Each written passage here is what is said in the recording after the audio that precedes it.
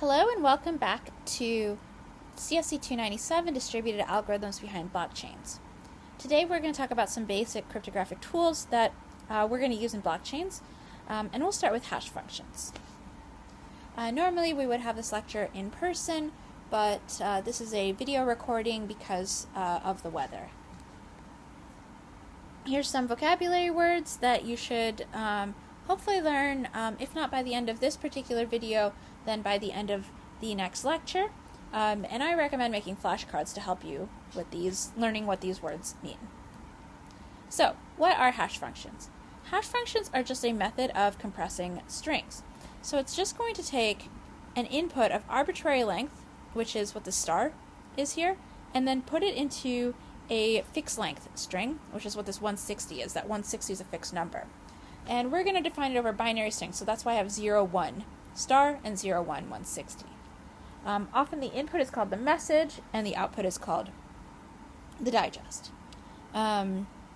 It's useful for a couple of reasons, and for us cryptographically the digest is going to hide the structure in the message. I'll talk a little bit more about what that means.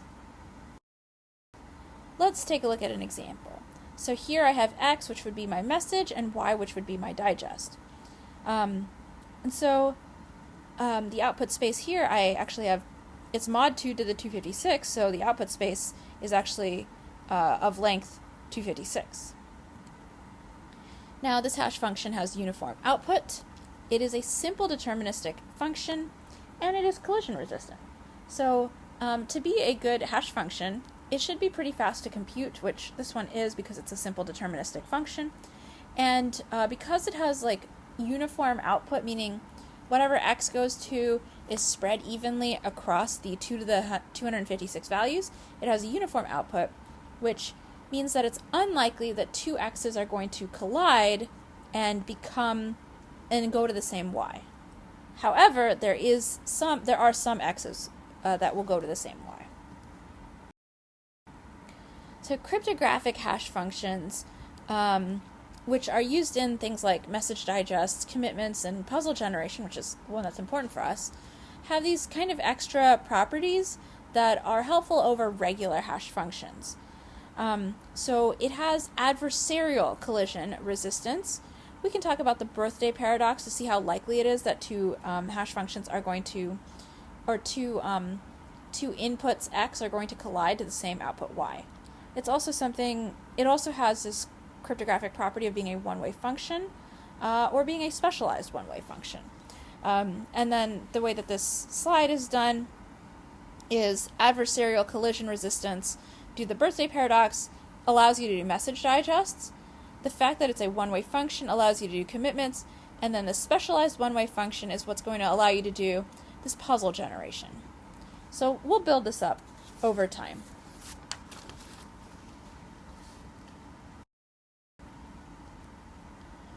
So let's think a little bit more about hash functions. A classic use of hash functions is to create hash tables. So you might be familiar with hash tables or dictionaries, which are a form of key value store. So they are used to reduce the lookup time for values that are stored in it. So given a piece of data, you can just hash it and then you can look it up, which should make it a lot faster to store and retrieve data records.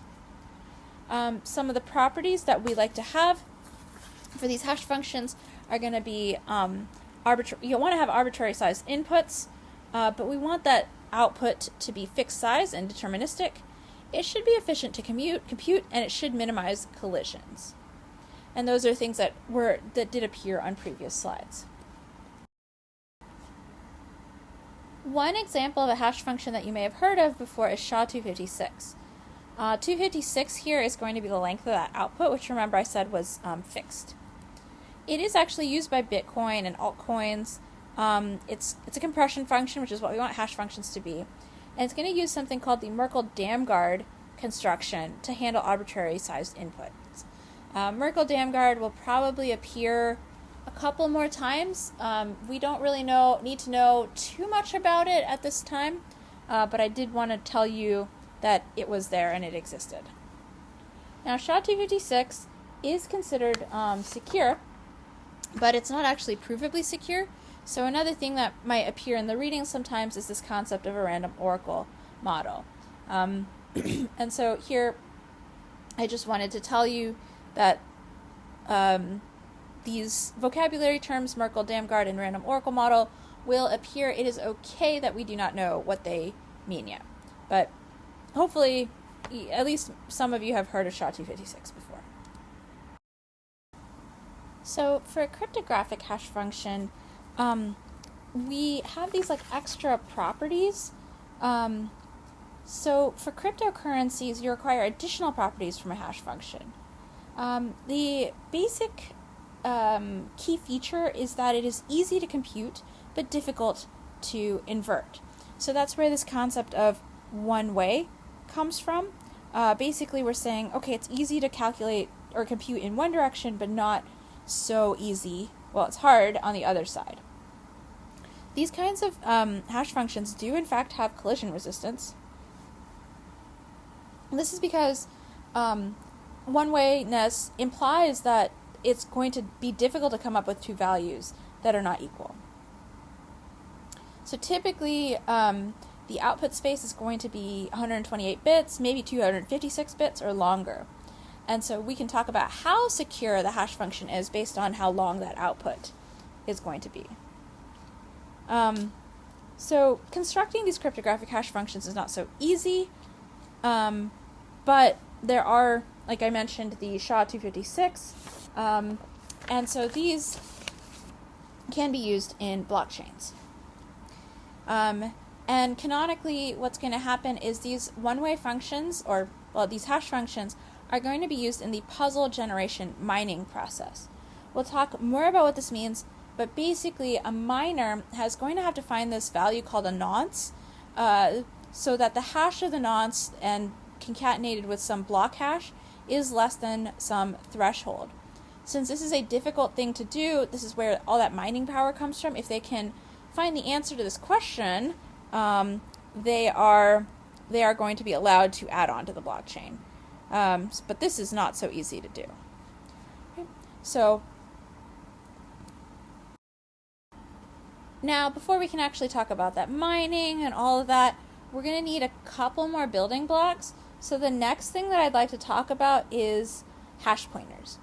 You might be familiar with pointers. Regular pointers can be used to build data structures if you're familiar with linked lists or binary trees. Hash pointers can also be used to build related data structures. This is really useful for blockchains, and the blockchain itself is a hash pointer-based data structure.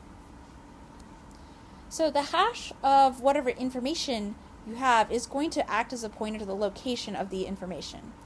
In a regular pointer, all you want to do is just retrieve information, like I just want to go to that next item in the linked list.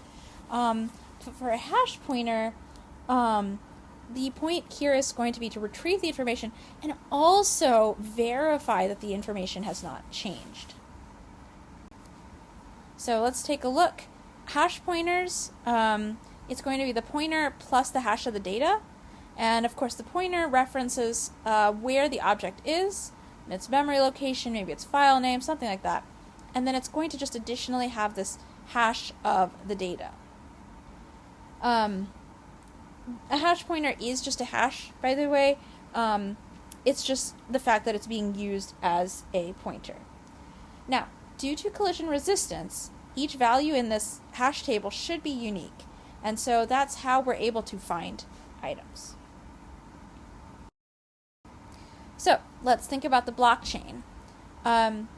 For doing transactions, we really want to make sure that our information, our ledger, is tamper-proof. And so we need some way of like checking if somebody is trying to do a bad kind of spend. Now, if we use hash pointers in this way, then it's actually going to be possible to see if anyone tries to change the blockchain at any point. So the block is literally just a header and some data. The header has a pointer to the previous block, which is the hash of the previous block, and then it has some data associated to it. you do need what's called a genesis, or head of the chain. That being known is enough to basically trickle through and find out if anyone tried to change anything along the chain at any point. That is literally why it's called a blockchain. So let's take a look at an image of a blockchain. It's literally just a hash pointer that points to another hash pointer that has some data, and that hash pointer points to another hash pointer, and so on. Now, if an attacker modifies the data in the blockchain, which is serving as our ledger for transactions, then it's going to be the case that the hash of the data is not equal to the hash in the pointer. This is what's going to allow you to verify that the information that we're pointing to has not changed. So basically, before doing the data, we always just want to do a hash and see if it matches the hash in the hash pointer. You might actually be familiar with something simpler than this, like a checksum. You download some information, you check it against a checksum to make sure that that information has not been corrupted just while you were downloading it. So let's take a look at this hash pointer blockchain structure, and let's just say some adversary tries to change some block. Well, it means that this hash pointer that comes before it needs to be changed. The attacker needs to update the hash to match the hash of the modified block. And remember, changing the data here, if you change the data, it's going to change what that hash is. Okay, but then it means that the next hash pointer becomes invalid because that data was in there. And then that means the previous one was invalid. So you end up needing to change the genesis, or the head pointer. The attacker has to change all the hash pointers back to the head. As long as you keep the head of the list safe so that an attacker cannot modify it, you can always detect tampering. The next thing I want to talk about is Merkle trees. So we've talked about hash pointers. I also mentioned binary trees. And so a Merkle tree is a binary tree that is formed using hash pointers. It is constructed from a set just basically by taking each value and then hashing it, and then hashing the hashes, and then building up from there. So let's take a look at a figure. Let's say that my data is, I'm just going to have it right here, and I've broken it up into chunks. So then all I do is hash data 0 and data 1, and that makes H0 and H1. And then, because of the way I carefully pick the lengths, I can hash those together. I can do the same thing over here, and you can make this tree pretty long if you need to make it taller because your data is really big. So these arrows here are also your hash pointers because I can basically make this tamper-proof because I'm only going to store the hash of the root of the tree, and it's possible to detect any modifications to the tree. Let's think about a blockchain with Merkle trees. So the application is that you want a centralized tamper-evident information log with efficient proof of membership.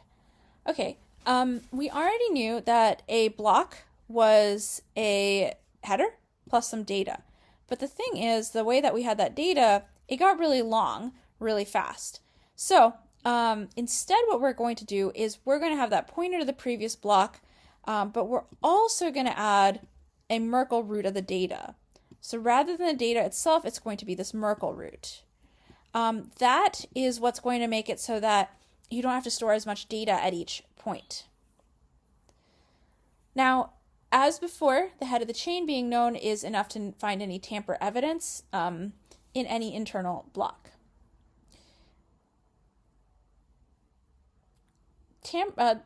Because we only store the hash of the root of the Merkle tree, also known as the root hash, you can notice if anyone tries to give you a hash that is bad anywhere in the tree. They're probably going to give you something from the leaf nodes, but and you can just follow the paths up if you know all the data to figure out whether it should match the root.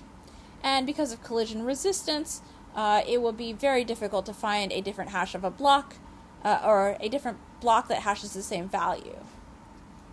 So remember that this blockchain is just a ledger, and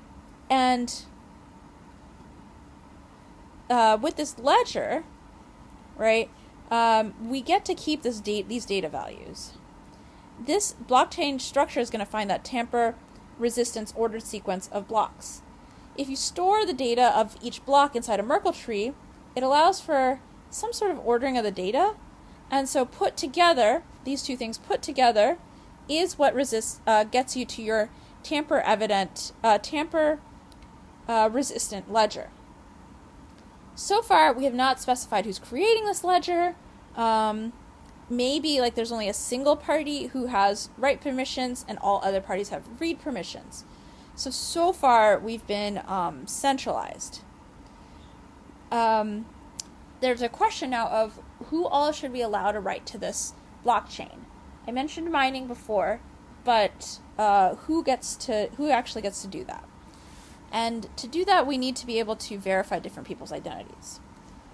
The next cryptographic primitive we're going to talk about is digital signatures. Digital signatures are what's going to allow us to decentralize the blockchain.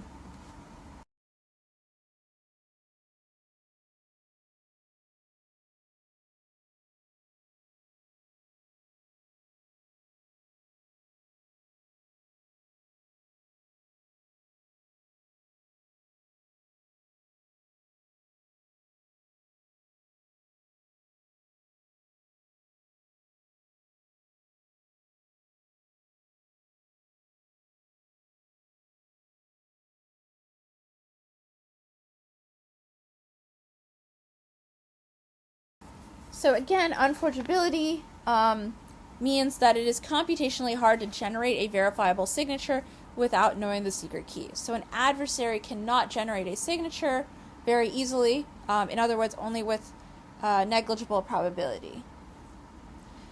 It's also important to note that signatures are different for each message. So with different messages, you can't guess what the signature is going to be. So that is also part of what makes it computationally hard. Typically, users are going to assign the hash of the message that they're going to send.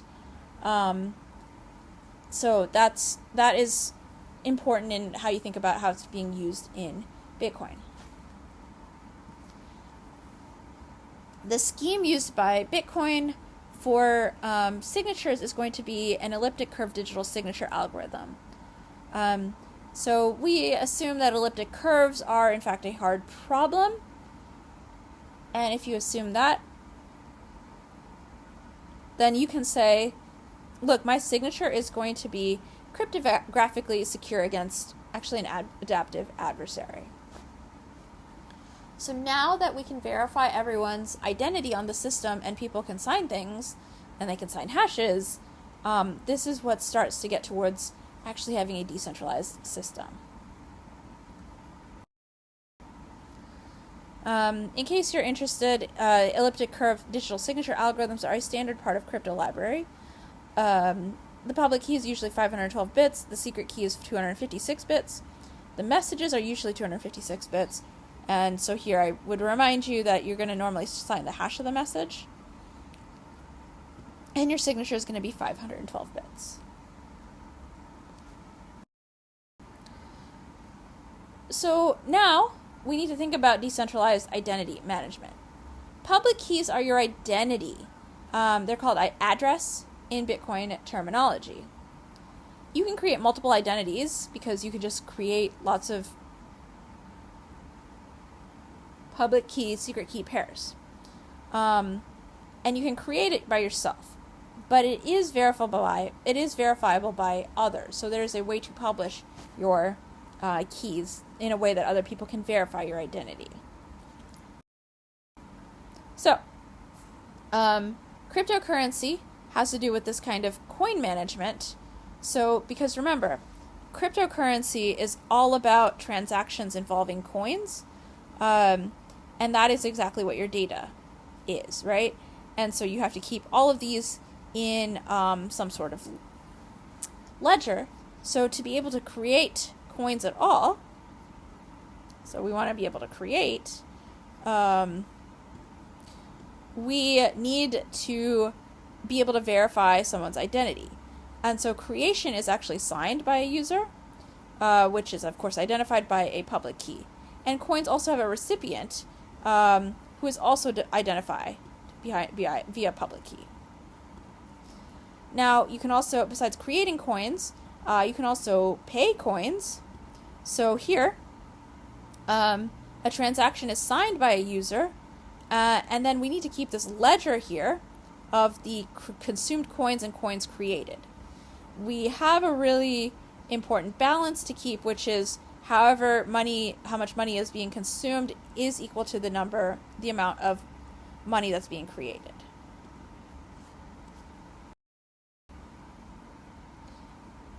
So, let's say that we have the coin ID and the signature of the creator. The creator somehow created the coins, which we really don't say yet how that works. There's going to be now a transfer of coin ownership. So let's say I'm going to pay this to Alice. This is going to be the hash pointer to the coin. Alice is just shorthand for the public key of Alice. And this is going to be signed by the owner of the coin. So, now we have our decentralized blockchain. The block, as always, this has appeared on many slides, so you can imagine just understanding what's in a block is important. It is going to be the header, the data, and now we have the signature. The header is going to be a pointer to a previous block and the Merkle root of the data. The data is whatever information is specific to that block, and now we've just added this thing called a signature, where one of the users signs the block. Now, you might be wondering, like, who are these users that can participate? Like, I'm making it decentralized, but where do these people come from? How are we verifying their identities? There is a list of signatures that is known ahead of time. These are what is known as permissioned blockchains. And so you have to be able to answer these questions ahead of for a decentralized blockchain. How is this list known? Which user in this list gets to add which block? And who polices this?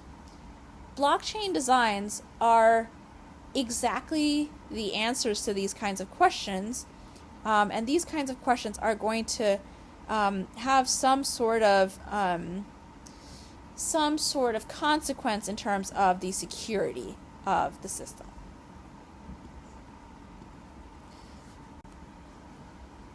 So I just have here, just to kind of wrap things up, another image explaining what's going on. So here I have my block header as I had before, and that block header can point to the next block, and inside the block I have this kind of data, and that data is going to consist of a Merkle root.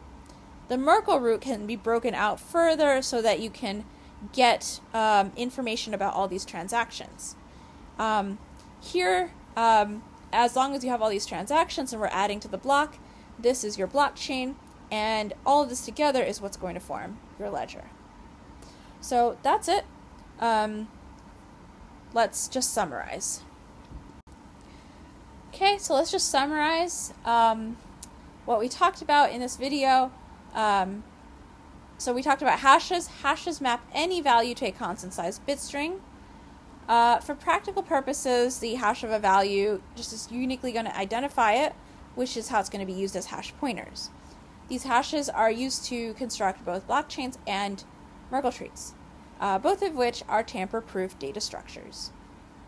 Digital signatures are going to allow us to start creating decentralized blockchains. There are 3 important questions to answer, among many, to get a functional decentralized ledger. So because we have digital signatures now, you want to know things like, how is the list of signatories known ahead of time? Who in this user has what permissions, like who gets to add which block? And then overall, who is going to police this? How do others verify that the blocks are good?